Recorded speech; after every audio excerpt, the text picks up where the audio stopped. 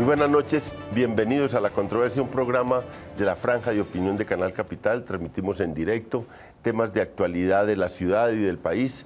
Y hoy tenemos unos invitados especiales para un especial, que es las elecciones, los candidatos presidenciales y sus programas. Y claro, también lo de más coyuntura, que son los escándalos que están rodeando las campañas. Eso lo vamos a ver hoy, lo vamos a ver con analistas políticos del mundo universitario, de los medios de comunicación. Tenemos a Sandra Borda. Hola Leo, muchas gracias por la invitación. Ella es de la Universidad de los Andes y trabaja también en Blue Radio. Ricardo García, Universidad de Externado, rector de la Universidad Distrital, también analista político. Muy bien, muchas buenas noches, León. Muchas gracias por venir. Francisco Gutiérrez Sanín, Universidad Nacional del IEPRI. Buenas noches, León. Y también columnista del Espectador. Muchas gracias por acompañarnos. Gracias a usted por la invitación. Aurelio Suárez es candidato a la alcaldía de Bogotá, analista de Blue Radio y columnista. Sí, señor. De manera dedicado a estos temas.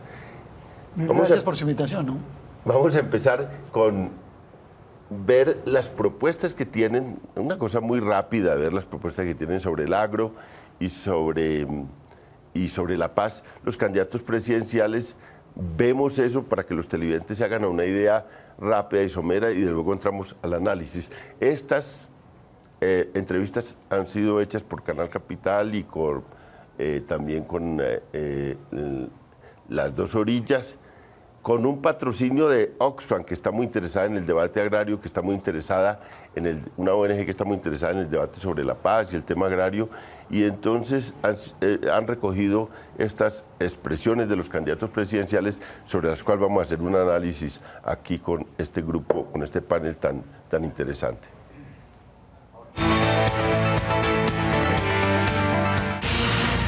El agro. Clara López Obregón, Polo Democrático Alternativo. Dos políticas dentro de una sola, una política seria dirigida a los campesinos con poca tierra, a los campesinos pobres, a los campesinos pequeños, a los campesinos sin tierra, que tiene una especificidad que incluye tierra, incluye reforma agraria. Y hay otra agricultura, que es la gran agricultura comercial, que necesita otros apoyos del Estado.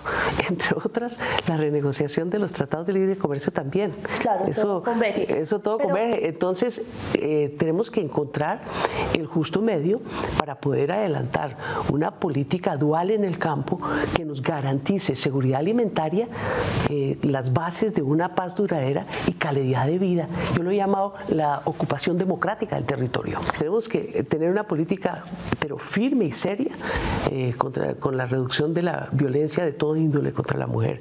Tenemos que tener una política firme y seria para eliminar la discriminación. En el campo el tema de la propiedad sobre la tierra es fundamental. Vamos a titularle a las mujeres.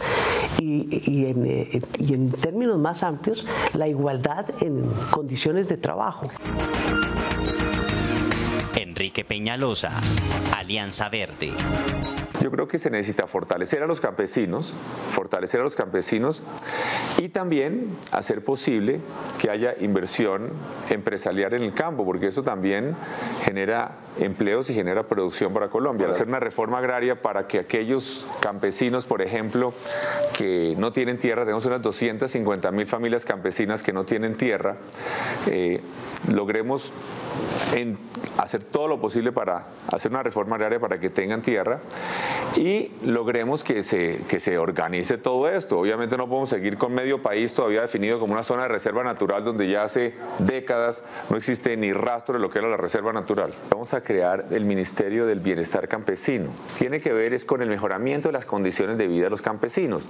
Tiene que ver con que haya nutrición. El peor problema de Colombia lo tienen en los 8 a 10 millones de campesinos. Allí es donde se encuentran los peores problemas de desnutrición. A la gente a veces le parece que porque vemos un par de gallinas corriendo alrededor de una casa que están bien alimentados. No, muchas veces ni siquiera pueden comérselas, tienen que venderlas. El Ministerio del Bienestar Campesino va a estar encargado del tema de la nutrición, de la calidad de la vivienda, de la calidad de la educación, de la calidad de la salud, de los servicios públicos. Marta Lucía Ramírez, Partido Conservador. Solamente tenemos que utilizar hoy una política agrícola real de apoyo a la agricultura colombiana, con financiación, con asistencia técnica, con los insumos requeridos, con los activos necesarios en el campo, con cadenas de producción agroindustriales. Voy a hacer todo lo que esté a mi alcance para proteger el agro colombiano, para darle competitividad, para generar cadenas de valor que permitan tener alimentos procesados, que sean competitivos, que podamos exportar, que puedan aprovechar el mercado interno en lugar de estarnos llenando de importaciones. Y ahí hay un espacio gigantesco para mejorar las condiciones del agro sin que sea el recurso del sí o no la denuncia al tratado. He dicho a la mujer rural tenemos que empoderarla, educarla, capacitarla. Voy a llevar aulas virtuales a las zonas rurales de Colombia para darle capacitación a la mujer, para lograr darle a ella autonomía económica. ¿Sabe cómo? Enseñándolas a ellas a ser empresarias. ¿Sabe cómo? Para que ellas empiecen a ser parte del procesamiento que necesitan los alimentos, volviéndonos al tema del TLC. Oscar Iván Zuluaga, Centro Democrático. Por ejemplo, 4 acciones concretas que discutidas con los agricultores, con el sector agropecuario, dicen, si hacemos eso, damos un avance grande. Primero, bajas tasas de interés. Yo estoy proponiendo 30.000 pesos de intereses al año por cada millón de pesos. Esa sería la revolución para el sector. 2, reducir en un 50% el costo de los insumos y fertilizantes. Ellos dicen así sí podemos competir. 3, quitarle el IVA a la maquinaria del sector agropecuario. 4, reducir el costo de la energía. 5, mejorar las vías terciarias y veredales. Ellos dicen, no, si hay una política que nos reduzca costos, podemos competir. Colombia puede ser exportador de yogur, de leche en polvo, de carne a los Estados Unidos, pero hay que hacer la tarea. Juan Manuel Santos, Unidad Nacional. Este año, el presupuesto para el sector agrícola es el más alto de toda su historia. Pero uno de nuestros grandes retos es garantizar que siga creciendo para darle más apoyo al campo y a nuestros campesinos. Pues podemos convertir ese campo que ha sido un foco de pobreza y desigualdad y de conflicto en una fuente de riqueza y prosperidad. Estamos en la controversia debatiendo temas de la coyuntura y la coyuntura es supremamente interesante porque las campañas políticas que venían muy quietas empezaron a moverse en la última semana, obviamente no por el mejor camino, por el camino de los escándalos, pero al fin y al cabo tuvieron una remoción enorme. Esta noche le vamos a dedicar a ese tema, pero empezamos por un tema más tranquilo, no el de los escándalos, sino el tema de las políticas para el campo, que tiene un trasfondo de protesta agraria enorme en los últimos 2 años, que tiene un trasfondo de las negociaciones de paz de La Habana y tuvieron una discusión amplia en el primer punto, de manera que el agro volvió a tener una importancia que no tenía en 30 años, ya no se producían libros, los especialistas en el agro eran como muebles viejos que nadie les paraba bolas, volvieron a ser importantes los profesores y los gente que escribía sobre el agro y volvieron a llevarlos a debates públicos. Eso es el trasfondo de este debate y volvió a colocarse en el primer plano de la agenda nacional el agro. Aquí tenemos entonces unas primeras propuestas. Voy a empezar con Aurelio. ¿Qué tan importante fue el debate, ha sido el debate en esta campaña sobre el agro? ¿Sí logró recoger un poco ese trasfondo que está o se quedó muy pobre ese debate? Bueno, yo coincido con usted, León, en que el agro volvió a salir era como un muerto enterrado por allá en un closet. El agro salió del closet, digamos así. El agro salió del closet después de mucho tiempo que en general en las propuestas políticas de campaña no se escuchaba. Y tiene que ver con la gran movilización social agraria que ha habido en Colombia. Esa movilización agraria tiene varios orígenes, ¿no? Y voy a mencionar un poco esos orígenes porque para contrastar un poco con las propuestas que oímos de los candidatos. Hay una movilización agraria que tiene que ver con la agenda de los sectores rurales muy ligados a las zonas del conflicto y cuya agenda está también muy circunscrita a las conversaciones o a las negociaciones de La Habana. Tiene que ver con zonas de reserva campesina, tiene que ver con sustitución de cultivos ilícitos, tiene que ver con servicios básicos en materia de servicios públicos, energía, acueductos, salud. Son zonas supremamente deprimidas, es lo que llama Molano el fracaso de la colonización campesina y que terminó siendo unas zonas cultivadoras de cultivos ilícitos. Hay una segunda franja de productores, que son más o menos 2,5 millones de productores lo que hay en el campo. Peñalosa da un dato de 250.000 campesinos sin tierra. Yo diría que puede ser un poco más, realmente las familias campesinas que reclaman tierra, algo bastante más. Hay 2,5 millones de productores de distintas capas y franjas y distintos productos, pero esos productores, y perdónenme si me largo un minutico, tienen una característica. Es que esos productores ya fueron derrotados en una primera fase del libre comercio, o sea, los que producían arroz, trigo, cebada, maíz, ellos fueron arrinconados, digamos, de alguna manera. Y se resguardaron en temas como café, más café, panela, cacao, leche, papa, y ahora están siendo un poco asediados, digamos, en esos refugios que habían adquirido. Hay otro renglón que es el área de la agricultura comercial que mencionó Clara López, y hay un gran latifundio también que hace parte del campo colombiano. Entonces, a ese campo, a ese mapa general que yo le veo, creo que en el debate hay una confusión, me parece a mí. Es que ese mapa requiere políticas coyunturales y políticas estructurales. Son dos las áreas en las que hay que trabajar.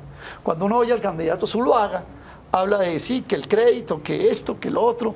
Son básicamente propuestas de tipo coyuntural, bajar el crédito. Sí, a un crédito y oportuno y barato hace parte, pero cuestiones estructurales yo llamaría dos en términos importantes. Una, el tema de la tierra. Es un tema que subyace y que cada vez puede ser más explosivo. No solamente por los que no tienen, León, sino por los que están en proceso de perderla ante una agricultura fallida. Ese es un punto importante. Un dato muy breve. En el Cauca hay 90.000 productores de café en 60.000 hectáreas. Es decir, menos de 1 hectárea por productor. ¿Cuál es el futuro en ladera? ¿Cuál es el futuro de eso? Y, por otro lado, hay, por supuesto, una necesidad de una política pública agraria. La política pública agraria en Colombia en los últimos 20 años, a mi modo de ver, ha sido básicamente la política del libre comercio. Y yo creo que esa política fracasó y arrinconó a los productores, como lo he explicado. Entonces creo que habría que en estos dos espacios señalar políticas coyunturales y políticas estructurales. Seguramente podremos hablar más tarde de otras cosas, por ejemplo, el que Colombia se haya vuelto un país exportador y explotador de recursos naturales no renovables, y eso cómo afecta a la agricultura y cómo hay que corregir eso. Pero bueno, digamos que en términos generales yo diría que lo que han dicho los candidatos, unos hablan de la coyuntura, otros de la estructura, y yo creo que hay que juntar los dos enfoques. Francisco, bueno, usted se le metió al lado a las tierras por el lado de la restitución en una investigación que yo aproveché para una de mis columnas, pero vi que, digamos, aquí se menciona volvió y se mencionó la reforma agraria, que para mí era como una cosa que ya nadie se atrevía a decir. No se habló de reforma agraria en Colombia, desde López para adelante empezó a hablar de otra cosa. Esta vez ya mencionan la reforma agraria. ¿Ese tema volvió para quedarse o en realidad son cosas pasajeras de campaña? No, León, yo no me le metí solamente al tema de la restitución, sino en general a un problema institucional muy severo que tiene Colombia, que es el de la regulación de los derechos de propiedad. Y en ese sentido el problema del campo en el país, digamos, se ha puesto de moda por las razones que estaba diciendo Aurelio, pero también porque eso afecta también a las ciudades y al mundo urbano. Y yo quisiera destacar como 3 cuestiones. En primer lugar, un avance real y cierto, exactamente lo que estaba diciendo León. O sea, finalmente la palabra reforma agraria, que era un tabú, era una expresión de dinosaurios, era una cuestión sobre la que yo ya no ameritaba hablar. Usted recordará expresiones de esos agraristas que ellos no se metieron al closet, sino empezaron simplemente a cambiar de discurso y a decir que ya no eran importantes las yucas sino los computadores. Pero resulta que por muchas cuestiones, entre otras cosas por el proceso de paz, pero también por la obvia crisis del mundo agrario, ya tenemos dos candidatos, Clara López y Enrique Peñalosa, que entre otras cosas es hijo de un notable reformador de la década del 60, entonces tiene que haber conocido eso con la leche materna de alguna manera. Gran productor de banano, además. Exacto, entonces están hablando de reforma agraria. Y entonces eso es un avance. Sin embargo, yo noto que hay todavía un problema que toca corregir, porque aquí, creo que la pregunta de León lo sugiere, aquí toca hacer mucha pedagogía. Noto que tanto los candidatos que nombraron el tema como los que no, tienen una mentalidad un poco dualista. O sea, los buenos negocios se hacen con los empresarios, pero hay que dejarle algo a la incorporación social. Y lo que toca decir, lo han dicho muchos especialistas internacionales, Michael Lipton, Albert Berry, que han medido la cosa con detalle, es que esa mentalidad dualista está completamente equivocada, ¿sí? Todos los países que han transitado una senda sana de desarrollo y de crecimiento económico vigoroso han ido en una dirección contraria al de las estructuras agrarias colombianas. Entonces, digamos, el siguiente paso, ya se está empezando a hablar de reforma agraria, el siguiente paso que hay que dar, que es absolutamente fundamental de cara a la opinión pública colombiana, es acabar con ese dualismo paternalista y condescendiente, según el cual la política con los campesinos es una política remedial de incorporación social y la verdadera política de producción es con los grandes propietarios. Eso simplemente no casa con la teoría del desarrollo tal como la conocemos hoy. Entonces, ese es un punto absolutamente nodal. Es decir, que la pequeña y mediana producción es también rentable. Pero por supuesto, mire, como obviamente la televisión no es un medio para sustentar esto, simplemente les quiero dar una anécdota. A mí siempre me ha gustado el fútbol. Y cuando yo era muy jovencito, lo fui, créanme, en 1962, 63 ya empezaban a pasar partidos por radio y por televisión. Creo que en el 62 o en el 66 fue Corea del Norte, pero en el 62 creo que fue Corea del Sur que participó en un mundial. Y los locutores colombianos hablaban de los coreanitos, porque eran chiquitos, flaquitos, y nosotros teníamos 5 veces el Producto Interno per cápita que ellos. Hoy en día ellos tienen 5 veces el Producto Interno per cápita que nosotros, sobre la base de una política industrial y de una política redistributiva absolutamente vigorosa que pasó por una reforma agraria que ni los más acalorados reformadores en América Latina han planteado, ¿sí? Entonces no es el caso que, digamos, uno pueda vivir en ese dualismo que reforma agraria es antiproducción, por el contrario, es la mayor medida pro producción que se puede hacer. Y la tercera glosa que quisiera hacer es que digamos, parte de lo de la reforma agraria es simplemente que las élites políticas han empezado a asimilar y a tomar conciencia de una situación de hecho. Es que el conflicto y lo que han llamado, con razón a mi juicio, la reforma agraria invertida, es decir, una acumulación coercitiva absolutamente brutal y masiva, pone a la sociedad colombiana frente a una situación de hecho, que no solamente es económica, sino también política y social. ¿Y cómo se va a responder frente a eso? ¿Sí? Hay distintas medidas que nos podrían, si se realizaran bien, nos podrían llevar, digamos, hacia el statu quo de 1990 y pucho, que ya era muy malo. Entonces, realmente la necesidad de la reforma agraria también pasa por ese parámetro. Sandra. Pues, perdón, León, quisiera una última observación. Sí. El candidato Oscar Iván Zuluaga habló muy bonito de las carreteras, pero bajo los 8 años del gobierno de Uribe no se construyó 1 kilómetro de vías. El apunte ese genial de Daniel Samper Ospina, que decía, ¿por qué uno puede estar absolutamente seguro de que Uribe no es un dictador? Porque los dictadores hacen obras públicas y bajo Uribe eso no se vio. o sea, cero cemento. Entonces... Pues que, si usted me permite, León, yo creo que parte de las razones por las cuales el tratamiento del tema agrario hoy es tan distinto a lo que fue incluso durante la era Uribe, de la que está hablando Francisco, tiene que ver con que, y en esto hay que darle todo el crédito al movimiento agrario, tuvieron la capacidad de articular sus demandas en una forma tal y tuvieron la capacidad de organizarse como movimiento social. Lo que vimos en el primer paro, el primer gran paro agrario, fue la conjunción de sus demandas con la de otros muchos sectores que no necesariamente eran agrarios, pero que tenían agravios muy parecidos que demandar frente al establecimiento, y lograron por primera vez salir a la calle y hacer que los ciudadanos, que la gente que vive en las grandes ciudades se identificara con sus necesidades y se identificara con sus demandas. Eso no es un logro de talla menor, esto es una gran cosa, y parte de lo que nos tiene hablando en esta campaña electoral seriamente sobre el tema agrario es justamente la capacidad de organización que lograron en ese momento.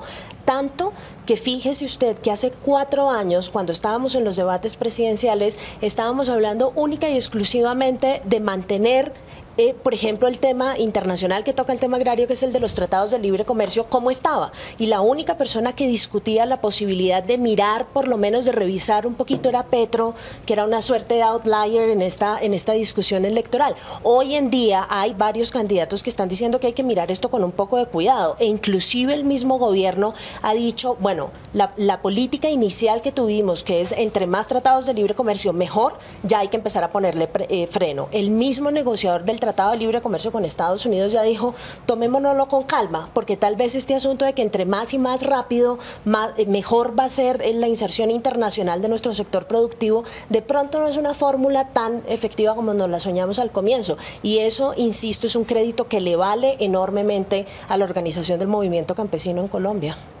Sin duda. Una cosa que me abrió la esperanza de que eso podría ser un tema en el que tomen decisiones los próximos gobernantes, y decisiones quizás radicales e importantes, es que ya esto tiene una consecuencia política, la organización agraria y la movilización agraria. Yo, viendo las encuestas de Gallup, descubrí una cosa fabulosa, y es que por el impacto que tuvo lo del campo en la política, los paros agrarios del año pasado le quitaron 30 puntos de favorabilidad a Santos. Que no los volvió a recuperar. Y algo más.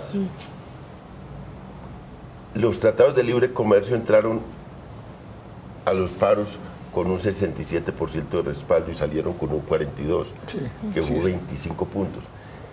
Aquí siempre ha habido movilización agraria, pero movilización agraria con consecuencias políticas, con interpelación del mundo urbano, no las había habido.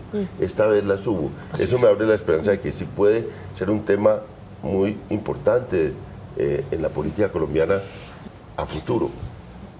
Aquí no pudo entrar en la campaña todavía con la fuerza que ameritaba, pero creo que va a estar. Pero digamos, ¿qué sigue después de todo este proceso de movilización social? ¿Qué ves en los candidatos? ¿Qué profundidad le ves a estos planteamientos? ¿Qué posibilidad hay realmente de que estos candidatos, bueno, ya los dos en segunda vuelta, le metan el diente más al tema, los que queden para segunda vuelta?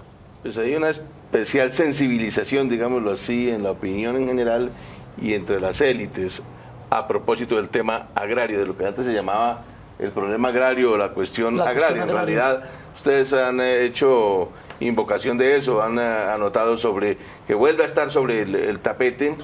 Y eso podría, digamos, ser una base para que las élites pudieran hacer grandes políticas. Lo que pasa es que una cosa es plantear más o menos algunas políticas puntuales sobre el tema agrario y otra cosa es enfrentarlo como lo amerita. En realidad algunos dicen, no, pero es que ya la sociedad es urbana y eso no es tan importante. No, pero aún siendo urbana, el tema agrario resulta importante en lo que tiene que ver con algo importante y fundamental, que es la construcción de nación. O sea, Colombia ha sido una especie de nación construida a medias. Si se aborda el tema agrario no con algunas políticas puntuales, sino integralmente, como ustedes lo han, aquí mis colegas lo han sugerido. Hombre, se ataca un tema, es el reto de construir finalmente nación. Los grandes conflictos colombianos han estado asociados a al represamiento de las grandes reformas que han debido abocarse en el tema agrario. Se represaron y terminaron traducidos en grandes conflictos. Hay un tema que es a la vez económico y de grandes repercusiones sociales, que constituye una verdadera deuda con la población campesina, que es el tema de la desigualdad en el campo. Es el primer tema, la desigualdad. La desigualdad, si uno mira los datos, es aterradora. El promedio general de la desigualdad en Colombia ya es grande, ¿cierto, Pacho? Es decir, es como el 0,53% en indicadores de Gini reconocidos pues, institucionalmente. En el campo es de 0,83. 0,87. O sea, es un tema grueso que es al mismo tiempo representativo de una verdadera deuda. Es decir, si no hay igualdad mínimamente y hay equidad, ¿de qué sirve una u otra reforma? Entonces, eso es lo primero que hay que atacar. Y en eso sigue, Pacho, la cuestión que ustedes mencionaban, y es la propiedad. O sea, ahí sigue vigente. Si uno mira, históricamente es la misma desigualdad de hace 60 años. Y si mira el tema de la propiedad, ahí siguen más o menos las grandes tendencias estructurales de una desproporción enorme en la propiedad sobre la tierra. Voy a hacer una pausa. Simplemente decir, una sociedad con un Gini de 0,80 de algo por ciento es insostenible. Es escandaloso. 0,87. Cambian las mediciones, pero por encima de 0,8 eso es absolutamente insostenible. Eso es lo primero que hay que atacar. Hay distintas mediciones.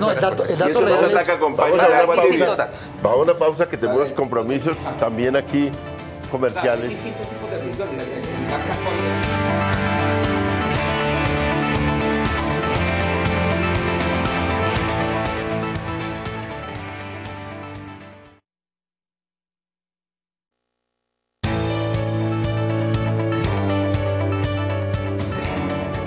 Estamos en La Controversia, un programa de la Franja de Opinión de Canal Capital. Transmitimos en directo una discusión muy interesante hoy sobre el agro y ahora vamos a escuchar las opiniones muy concretas de los candidatos sobre la paz en las entrevistas que hemos recogido con Dos Orillas, con el patrocinio de Oxfam, de estos candidatos, y vamos a analizarlas ligadas a este tema del agro.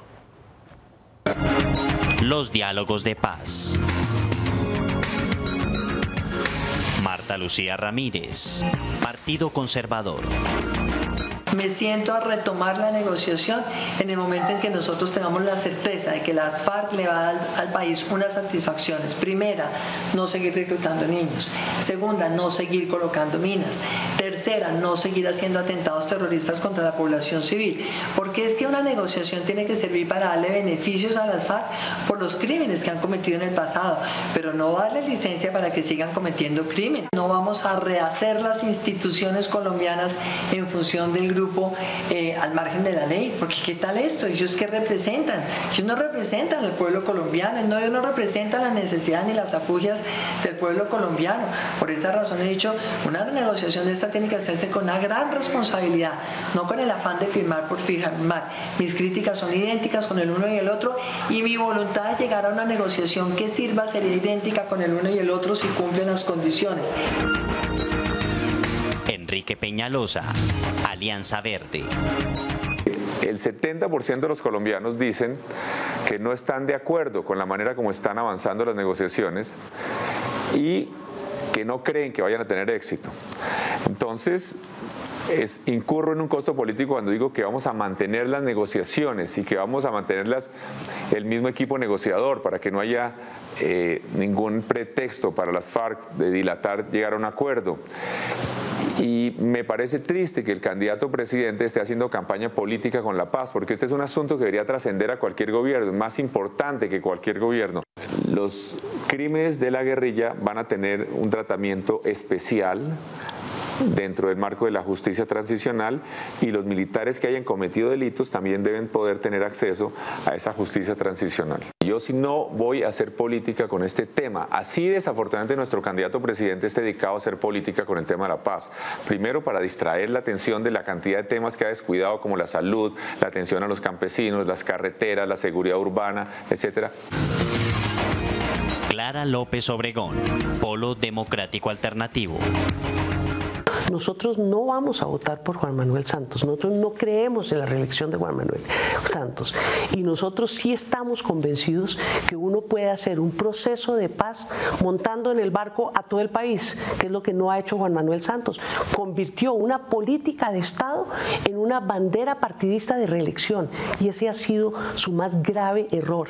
Eso es lo que tiene en peligro el proceso de paz. No que nosotros no estemos con Juan Manuel Santos, ni mucho menos, es que él ha querido apropiarse a título de bandera de reelección de lo que tiene que ser una política de Estado. Y yo le quiero decir que yo, de presidente de la República, negociando con Óscar Iván Zuluaga, llegamos a acuerdos sobre el proceso de paz. Aquí no es, esto es un tema que lo han querido volver electoral y lo que es una necesidad estratégica del país en la cual estoy segura podemos llegar a acuerdos con todos los involucrados. Yo soy partidaria de la justicia transicional. Ningún proceso de paz ha tenido éxito en el mundo cuando se trata de meter a la cárcel a quienes han incurrido en la degradación que ha significado el conflicto de ambas partes, desde luego de la guerrilla, pero también de la fuerza pública. Recuérdese que yo fui uno de los denunciantes más certeros de los falsos positivos. Óscar Iván Zuluaga, Centro Democrático. 16 frentes de las FARC controlan los laboratorios de coca en Colombia en alianza con el cartel de Sinaloa de México. Por Dios, eso es lo que es las FARC y no han dejado de serlo un solo día. Eso es lo que conocemos los colombianos. ¿Cuál es la voluntad de paz? La propuesta nuestra es muy clara. Las FARC son una organización terrorista y son el principal cartel del narcotráfico. Pero no. Si quieren una paz negociada, tienen que suspender toda acción criminal contra los colombianos de bien. Y esa es mi propuesta. Que hagan una voluntad. Y eso es lo que yo aspiro, con lo que aspiro a ganar la presidencia, y ese es mi compromiso con los colombianos. Juan Manuel Santos, Unidad Nacional. Pero el verdadero cambio, la gran diferencia para este país sería si le ponemos fin a un conflicto que nos ha desangrado durante 50 años. 50 años hemos estado frenados por este conflicto, hay voluntad por parte de ellos, por eso hemos avanzado como nunca antes y yo espero que en el curso de este año podamos terminar este proceso tan complejo, tan difícil, pero tan importante. Esos contradictores se sentaron en el pasado con los terroristas y en esa ocasión no consideraron que estábamos legitimando el terrorismo o que íbamos a entregar el país al terrorismo. Nadie los acusó de eso, porque estuvieron sentados durante 2 años, esos mismos que hoy me atacan por ese motivo. Entonces, ¿por qué sí era bueno antes y no es bueno ahora? Estamos en la controversia y se nos vino ya un tema que ha dividido la opinión de los colombianos y que ha dividido también el debate político electoral enormemente, que es el tema de las negociaciones de paz de La Habana. Ya vimos ahí las opiniones. ¿Cómo, digamos, va a influir esto, Ricardo, en el domingo, en las elecciones del domingo? Por ejemplo, ¿cómo va a influir el avance que ha tenido en los últimos días el proceso de paz con la firma del acuerdo sobre narcotráfico en estas elecciones? Pues es que en la opinión pública, según lo miden las encuestas, hay unas curiosidades, digamos, en lo que respecta al proceso de negociaciones. Cuando se le pregunta a la gente, que van a ser los votantes, cuando se le pregunta a la gente qué opinan sobre el proceso de paz, da la impresión de que en general responden positivamente sobre el proceso de paz. Hay, digamos, una especie de esperanza general. Cuando se les pregunta en concreto si este va a llegar a un buen término, entonces las cotas del sí es muy bajita. Es, digamos, un pesimismo en el sentido de ver que las FARC no va a llegar a un acuerdo. Esa es más o menos la pregunta que hacen los encuestadores. Entonces se mueve en esos vaivenes entre la esperanza y una cierta frustración que tiene que ver con las demoras que tiene normales un proceso de negociaciones. Entonces, en eso es que tiene que medir uno en qué sentido puede influir en las elecciones del domingo. En todas las mediciones que se han hecho, cuando ha habido un avance, han sido positivas. Cuando hubo el primer punto, que fue el tema agrario, subió en las encuestas el apoyo al proceso de negociaciones. Después bajó. Cuando hubo el segundo punto, que fue el tema político, volvió a subir y después bajó y se estancó en una especie de, sobre la desconfianza, en el sentido de que las FARC firmen un proceso de paz. Ahora es de suponer, de acuerdo a esa tendencia, que con el anuncio del tercer punto va a subir nuevamente la confianza en el proceso de negociaciones. No sé si alcance para el domingo, pero con seguridad va a subir un poco el apoyo al proceso de negociación, lo que beneficiará de alguna medida a Santos. Lo que pasa es que yo veo ahí una especie de contradicción en la opinión pública.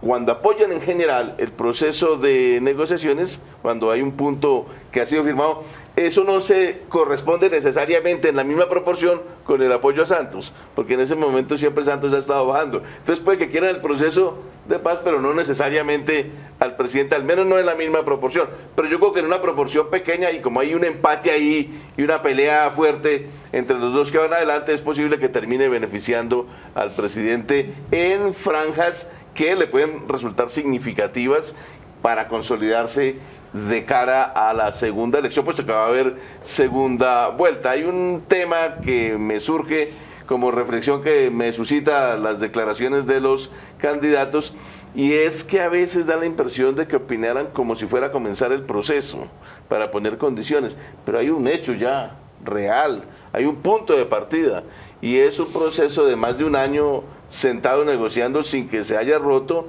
y dos, con un tercer punto ya firmado que constituye, hombre, un referente muy importante frente al cual es difícil, por más que uno sea adversario del proceso de negociaciones, hablo por algunos candidatos, es difícil saltarse esa realidad que esa es la base, digamos. Se trata es de continuar el proceso con una política distinta si se quiere, pero en todo caso está un proceso avanzado y es inevitable, y ninguna de las dos partes ha mencionado que pueda retirarse, de manera que ese es el referente claro, y en ese sentido habría que pensar justamente en que tuvieran una posición mucho más positiva todos los candidatos. Si se habla, hay una contradicción, cuando hablan de que es una política de paz de Estado, pues que sea de Estado, que sigan adelantando el proceso de negociación. Sandra, ¿era posible eludir este tema como tema clave del debate, y era posible eludir que, por ejemplo, Santos lo utilizara en la campaña política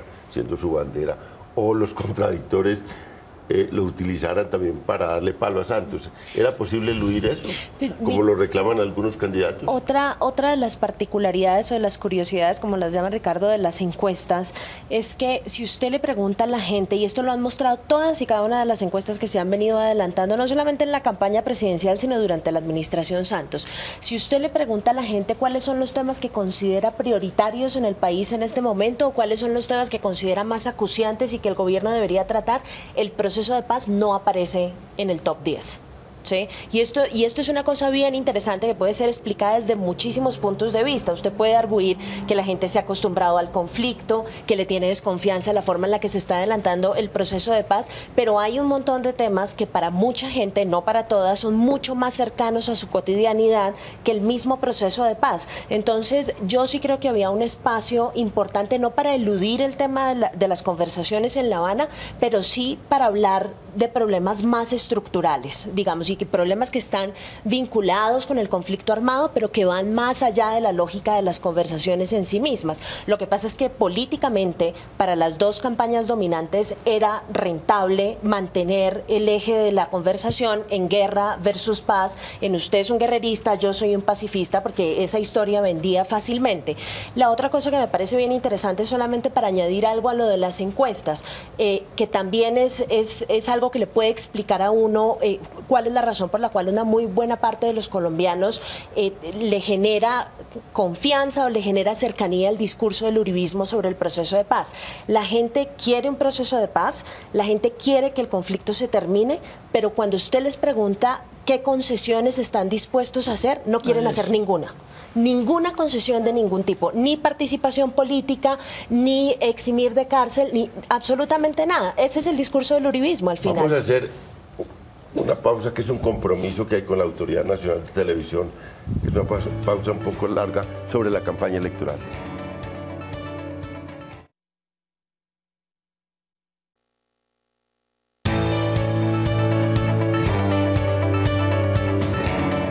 en La Controversia, un programa de la Franja de Opinión de Canal Capital. Transmitimos en directo debates sobre los temas candentes del país y hoy hemos tenido este tema de campaña presidencial, posiciones de los candidatos y un grupo de analistas viendo cada tema, un tema agrario y ahora un tema de paz.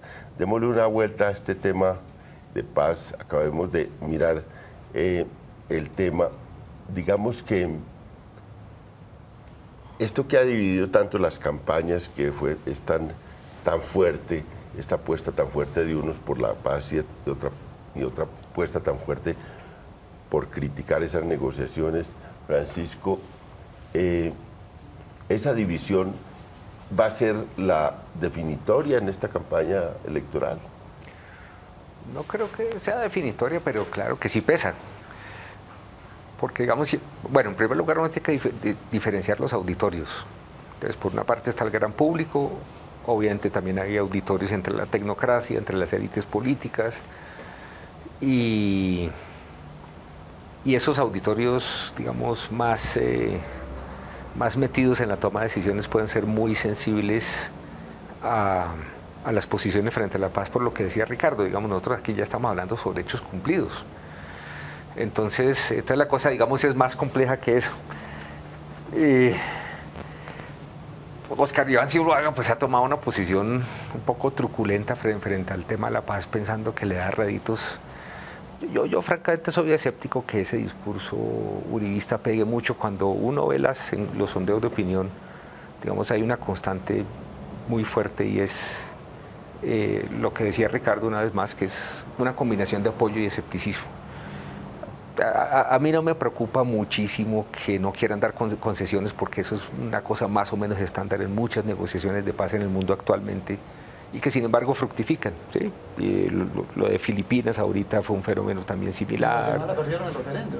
En Guatemala perdieron el referendo, que fue una cosa exactamente. En Nepal también hubo un fenómeno similar y sin embargo eventualmente los maoístas llegaron al poder y lo perdieron electoralmente. Digamos, lo interesante de estos procesos de paz es que amplían de manera muy rápida el horizonte de imaginación política. Estas cosas no están fijas, estas cosas están en movimiento, ¿sí? Entonces, yo creo que lo que le ha dado réditos realmente a Óscar Iván es ser protegido de Uribe, que es una persona con una capacidad fantástica de comunicación política, que todavía tiene un apoyo masivo, pese a todo lo que esa base de opinión y electoral se le ha deteriorado bastante. Digamos, se le ha pagado un costo, pero sigue siendo... el negativo de Uribe sí, ya es muy alto. Sí, pero sigue siendo masivo. Y realmente, digamos, nosotros no sabemos muy bien cómo han caído los distintos discursos sobre la paz, pero hay una evidencia que una vez más es interesante, que vale la pena destacar, y es que de esos candidatos que vimos, hay 3 pro paz, digamos. Sí. Uno ambiguo, yo no entendí lo que dijo Marta Lucía, no sé si ustedes lo lograron interpretar, yo no. Pero no se le va de frente en contra de No se le va de frente en contra, exactamente. Eso también tomo nota de eso. Exactamente. Claro. Entonces solamente, digamos, hay condicionantes. Sí. Así es, exactamente. Quizá, porque tal vez. Entonces realmente hay un solo candidato, digamos, muy agresivo contra el proceso de paz y que está prometiendo, digamos, en la práctica acabarlo. Pero incluso ahí con restricciones. Ustedes se acuerdan de la sugerencia respetuosa que anunció Uribe al puro principio de la campaña de Zuluaga, de decir, mire, no ataquen el proceso de paz, póngale condicionantes. Sí. Sí, era la sugerencia. Entonces creo que, digamos, por ese apoyo escéptico, pero en todo caso generalizado de la opinión al proceso de paz, y por otra parte por el hecho de que hay auditorios críticos que ya ven una serie de hechos cumplidos interesantes, las élites políticas empiezan a ver condicionantes y empiezan a actuar ahí, y creo que eso es muy positivo. Sí, porque pues alguna persona me decía a mí, no, León, porque ya este proceso está muy avanzado, yo no creo que aún sí que presidente Óscar Iván Zuluaga sea capaz de desmontarse de ese proceso. Y yo le decía, pues le queda muy difícil montarse en él, porque es que la forma como, la pasión con que hablan de eso, el esfuerzo que han hecho legítimo en el debate público, muy legítimo, pero también las formas por debajo de la mesa, toda la campaña indebida que han hecho contra ese proceso de paz, las chuzadas, el manejo de información, la construcción de mentiras sobre ese proceso, ya eso pues va alineando una gente muy dura ahí en ese grupo político, y yo veo que es más difícil, al contrario de lo que me decía la persona, es que es más difícil montarse en el proceso para un proyecto político que ha hecho de su campaña el tema principal un ariete contra las negociaciones. Una observación, perdón, es cortitica, Aurelio, es cuando Oscar Iván se refiere al proceso de paz, él, digamos, tendría que responder igual por el proceso de paz con los paramilitares que tuvo narcos puros y duros, etcétera, etcétera, es decir, personas que ejercían la actividad del narcotráfico, digamos, como actividad principal y que se prolongó hasta 2007. Entonces es una contabilidad por partida, aparte de las mentiras y digamos de estas pequeñas trapacerías a las que se refiere el León, hay también una contabilidad por partida doble que valdría la pena señalar, ¿no? Ahora ellos dicen que por ejemplo, Oscar Iván dice, nunca negociaría el tema de drogas con el principal cartel del mundo, es las FARC, dice él, eso no se puede negociar. Entonces ataca este punto de negociación que hubo en La Habana y el acuerdo a que llegaron. Y uno recuerda las de Santa Fe Realito, y es precisamente porque no estuvo ese tema del narcotráfico en negociación, luego el argumento para extraditar a los paramilitares era que seguían con el negocio de la droga, aún después de haber negociado, cuando eso no estuvo en discusión. Y uno tiende a pensar que es una falla no haberlo metido en la discusión. Sí, pero yo creo que hay que mirar como tres cosas ahí. Por un lado, el uso político que le está haciendo cada uno de los bandos a su posición, que yo coincido con lo que dice Francisco. Si uno mira las posiciones que expusieron aquí los candidatos, la verdad es que uno puede decir que ahí están 3,5 contra 1,5, ¿no? O 3,5 contra 1,5, para ponerlo así de esa manera. Porque yo creo que aquí hay un hecho que en los análisis de guerra y paz no se está haciendo en el país. Y es el peso de la comunidad internacional en ese proceso. Si yo no tengo ninguna duda de que hoy la política oficial del Departamento de Estado es llegar a una terminación del conflicto. Y eso tiene un valor, eso le pesa hasta al señor Uribe de ahí para abajo. Es así. O sea, vamos a suponer que el señor Zuluaga gana las elecciones. Al otro día lo llama Don Kerry y le dice, buenos quitar. ¿Cómo es que es la cosa? Usted va a ir a desmontar esos tipos y hasta ahí les puede llegar el perrinque. Entonces, aquí hay una cosa de la comunidad internacional, del Departamento de Estado, de la estrategia que se ha trazado para América Latina por parte de la administración Obama, que tiene resistencias en sectores republicanos. Por ejemplo, Marco Rubio, el famoso senador medio halcón de la pequeña Habana, que está en el sonajero para el Partido Republicano. Pero yo diría que hoy la política imperante en Estados Unidos es acaben ese conflicto allá. Y hay una noticia que tal vez la gente no se percató mucho. Resulta que pocos días antes de que se acabara la negociación de este tercer punto, oficiales, como se dice, del Departamento de Estado, estaban bastante temerosos de la negociación del punto de narcotráfico porque el gobierno llegara a ceder la aspersión aérea con glifosato. La aspersión aérea, según el comunicado, no se cedió. Si ustedes leen el comunicado con detalle, el comunicado dice dos cosas al respecto. Una, se priorizará la erradicación manual, lo cual quiere decir que cuando usted prioriza, a mí el verbo priorizar no me parece incluso ni muy castizo, pero bueno, cuando usted le da prioridad a algo, quiere decir que le da prioridad a algo, pero no excluye lo otro. Y dos, en un párrafo al final dice, las FARC-EP señalan su constancia de que están en contra de esto, pero no es parte de es una constancia de, bueno, es la típica negociación, bueno, póngala ahí, eso sabemos todos los que estamos aquí, póngala ahí pues para que deje el punto, pero eso no es la definición. Entonces yo creo que aquí hay elementos que digamos van conduciendo la negociación muy en la línea esta que estoy señalando yo, llamémoslo así como un genérico por la comunidad internacional. Yo creo que esa es la línea y yo creo que eso no es tan fácil bajarlo. Gane el que gane. Ahora, pero la otra cosa que quiero señalar es, en ese sentido, no resulta provechoso para la discusión política del país el que haya un bando que se apersone de la paz y haya un bando que se apersone de la contrapaz, llamémoslo así, ¿cierto?, para sacarle un rédito político de continuación en el poder. Yo creo que en ese sentido los reclamos que hace Enrique Peñalosa y que hace Clara López, en ese sentido hay algo razonable allí.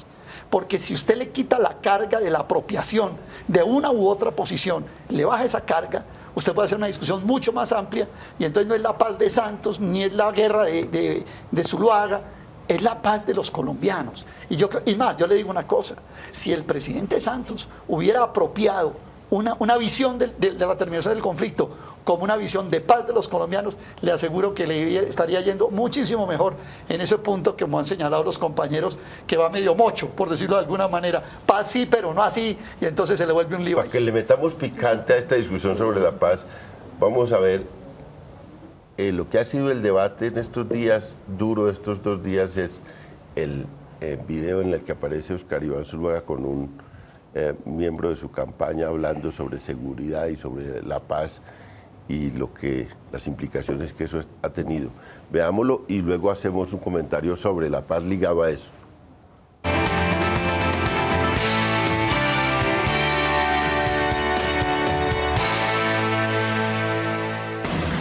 Este es un sitio web con el que yo no se lo mostré, José Alfonso, con el que también vamos a salir mañana, que se llama Diálogos a Voces. Estamos haciendo unas pequeñas correcciones de escritura, pero ¿qué estamos mostrando? Información desde el lado de inteligencia que se puede hacer público, tampoco podemos publicar todo. Esto es un ejemplo.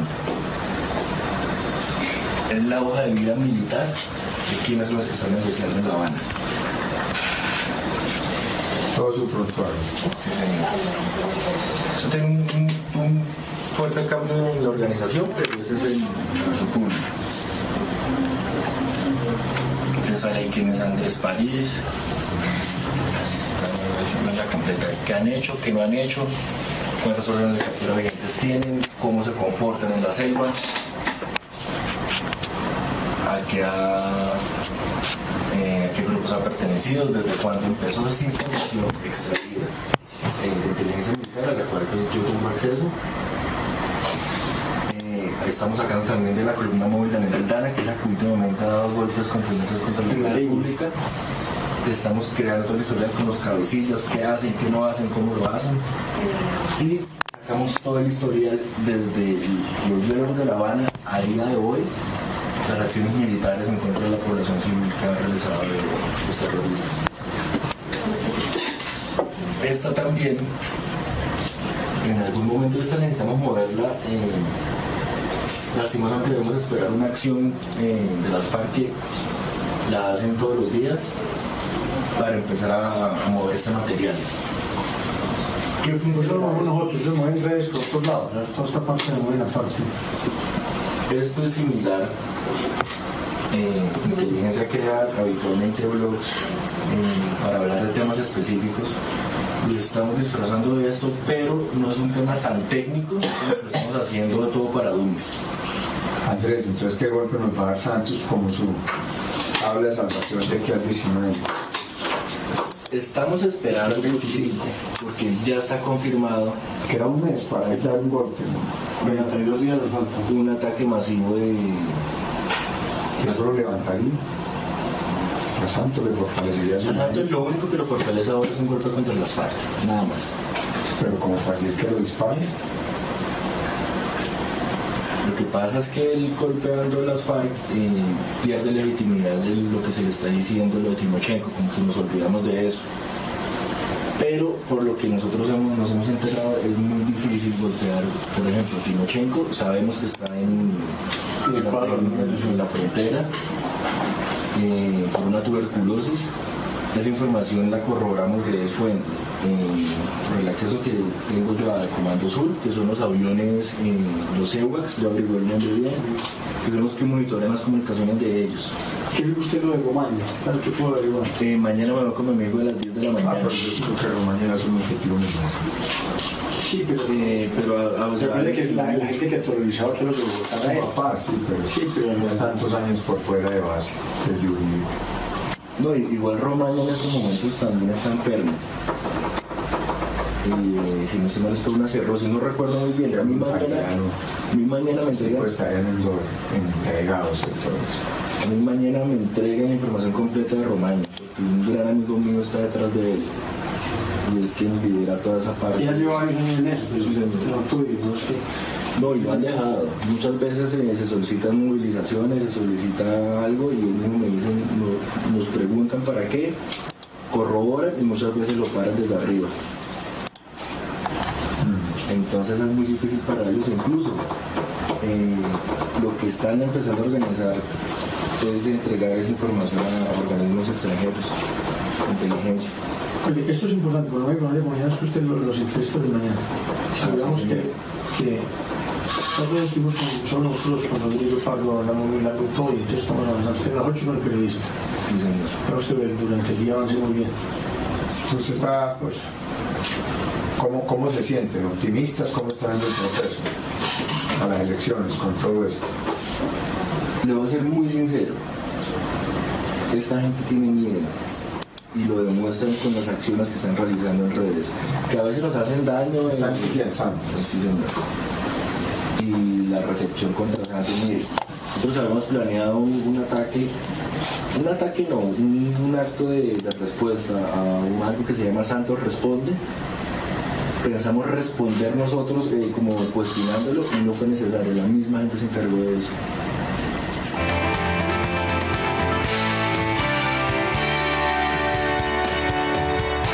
Bueno, vimos esto en extenso por la significación que ha tenido este fin de semana ese video.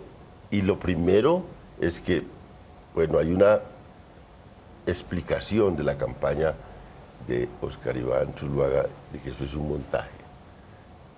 No hay mucha explicación de en qué sentido es un montaje, pero ¿ese argumento es suficiente para tumbar todo esto que está ahí? Sandra. No, definitivamente no. Digamos, el parte del valor que tienen las grabaciones es justamente que son una evidencia clarísima de una conversación que tuvo lugar en el que a lo menos hay un intercambio sobre información que no debería ser información pública, que es información de una forma u otra clasificada y que no debería estar escuchando el candidato Óscar Iván Zuluaga. Pero digamos que yo he intentado en estos días invitar a la gente que se haga más preguntas sobre este tipo de fenómenos, porque es que me parece que estamos cayendo única y exclusivamente en la pregunta obvia y ¿es Óscar Iván culpable o no culpable? ¿Qué tal si nos preguntamos, por ejemplo, quién infiltró el video? ¿Por qué lo infiltró justamente en este momento de la campaña y no antes y no después? Esta mañana estaba oyendo algunas respuestas tentativas a esto y la gente sugería que había sido la Fiscalía la que había entregado el video y que lo había encontrado en el momento del allanamiento en las oficinas de Sepúlveda. La pregunta es ¿por qué la Fiscalía lo filtra? ¿Y por qué? ¿Y qué es exactamente lo que hay detrás, no solamente del manejo de la información que está haciendo la campaña de Óscar Iván Zuluaga, sino también del manejo de la información que está haciendo la campaña del presidente candidato Santos? Porque tengo la impresión de que aquí está en juego, digamos, una cosa que va mucho más allá de las campañas sucias y es el uso de métodos ilegales para acceder al poder político que no estamos explorando al fondo. Tengo la sensación de que nos estamos quedando solamente en la superficie de este debate por cuenta de que los medios están haciéndole el juego a los candidatos, poniendo los términos del debate y de la discusión tal como ellos quieren que sean puestos en el debate nacional. Ahora una primera, pues ya sabemos quién hizo ya hoy supimos quién hizo el video y qué explicación tiene para haberlo hecho. A la fiscalía y que yo estaba trabajando en esa campaña, dice el tipo, un español, me pareció que estaban haciendo una cosa mala, ilegal, y me pareció que debía denunciar eso y por eso hice el video. Esa es la explicación que da el tipo. Y lo había contratado Sepúlveda, de manera que ahí hay una primera explicación. Todo parece una cosa asombrosa de la credibilidad que aún hoy vi de Zuluaga a Sepúlveda, porque dijo, yo nunca pensé nada malo, yo veía un tipo bien recomendado.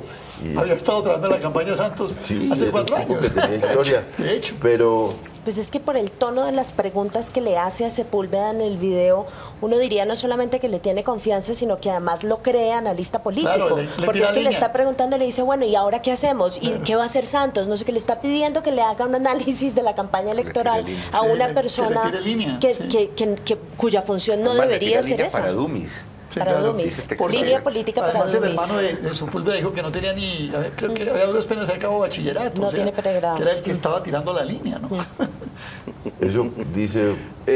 Cuando usted dice si la respuesta de Zuluaga puede tener efecto, a mí se me ocurre esto. Él dice inmediatamente, eso es un montaje.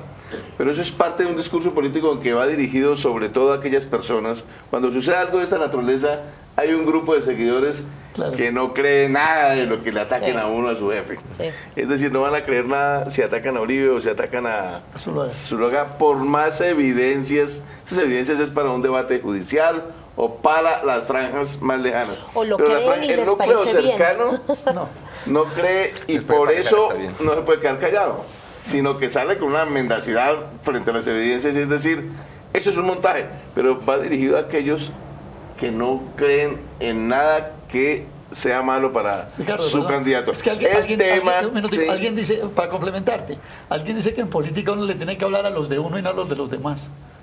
¿Qué es lo que está diciendo Ricardo? Entonces, el tema es otros, o sea, las franjas periféricas de apoyo a Oscar Iván Zuluaga. El interrogante es si ellos van a verse afectados, digamos, en su confianza frente al candidato. Había subido, y yo creo que las intervenciones de Uribe últimamente, cuando habló de los $2 millones para pagar los saldos de las deudas de la campaña de Santos, había terminado con la cerecita del ponqué finalmente para rematar, y lo que significó la subida final de Oscar Iván Zuluaga hasta el 29%.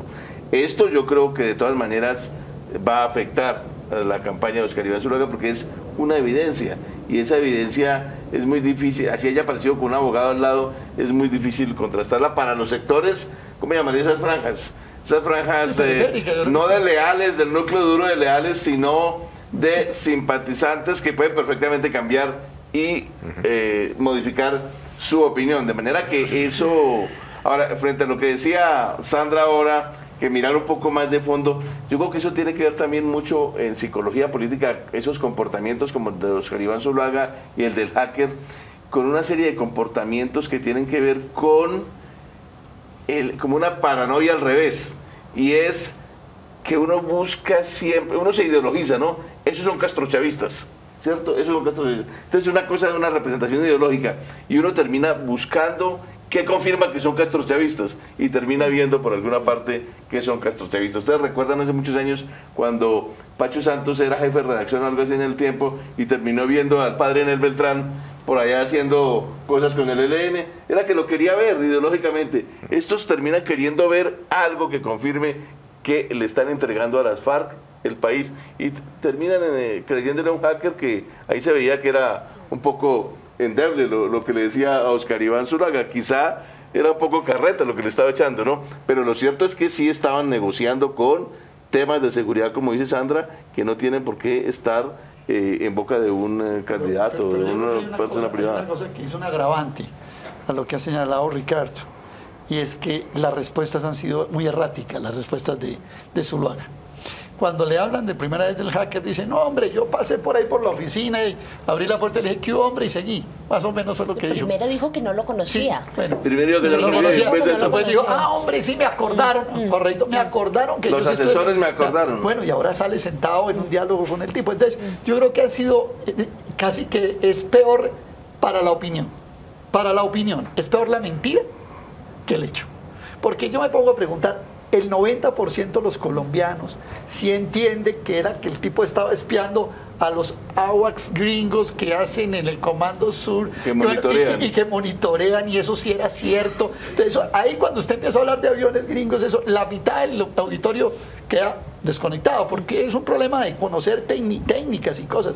Pero si le hacen el hecho de la mentira, que primero dijo que no lo conocía, después que un día abrió la puerta y lo vio, y después ya le ven un diálogo, eso sí me parece que es grave. Él dijo que había tenido más reuniones con él, que ahora se acordaba. Ya reconoció. La memoria de Oscar Iván está mejorando. La memoria se la refrescó el presidente Santos cuando anunció en Twitter que va a mostrar otros videitos en sus redes sociales que tiene por ahí guardados. Van a venir otros videos también montados. Yo creo que eso no está muy mal manejado. Es decir, si él hizo eso, sabe que sí me senté con ese tipo y hablamos de esto y de esto y de esto. Y bueno, yo no le creí o yo lo vi echando, cualquier cosa podía haber dicho, pero yo creo que lo que castiga al electorado es una mentira. Como le pasó a Clinton en Estados Unidos, que la opinión pública castigó lo procesaron en el Congreso, en la Cámara, no por lo que había hecho de contenido, sino por mentiroso. Pero es así, es que en el consenso social, usted puede que no entienda muy los temas técnicos y al final es un delito, que el hacker, que los AWACS, que Timochenko, es decir, el grueso de la opinión puede que no entienda eso, pero que diga una mentira, eso sí es imperdonable. Ahora, Francisco, aquí cuando estábamos ya en el debate fuera de cámaras, usted dijo que más o menos hizo una hipótesis de a qué tipo de electorado le afectaba estos escándalos del electorado alrededor de Zuluaga.